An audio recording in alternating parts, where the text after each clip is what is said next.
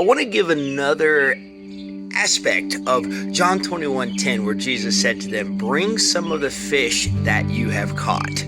Okay, I think this is going to actually give us some great encouragement and motivation and relieve some of the stress that comes when we are called to serve God and to do things. Sometimes we put so much pressure on ourselves as though it's going to rise and fall on our abilities alone. Notice that Jesus told them, bring me some of this. How did they get what he asked them to bring? It was a miracle, right? He had actually provided for them. He called the fish into the net, and then he said, bring it to me.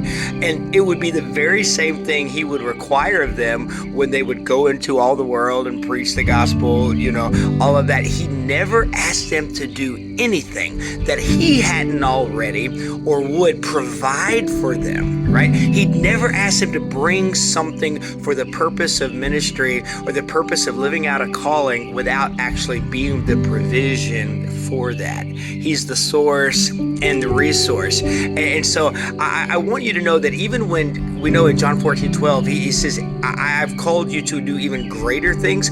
It's not about our abilities. It's about, we've heard it, our availability. It's about our humility. It's about our depending upon him to give us what it is that he is required of us. It's not about you. So relieve yourself of that stress. Stop worrying about performing and focus on letting God perform through you. He's going to give you everything you need. So we can pray, Father, how can I use what you've given me so that others might have another glimpse of who you are, both in me and through me?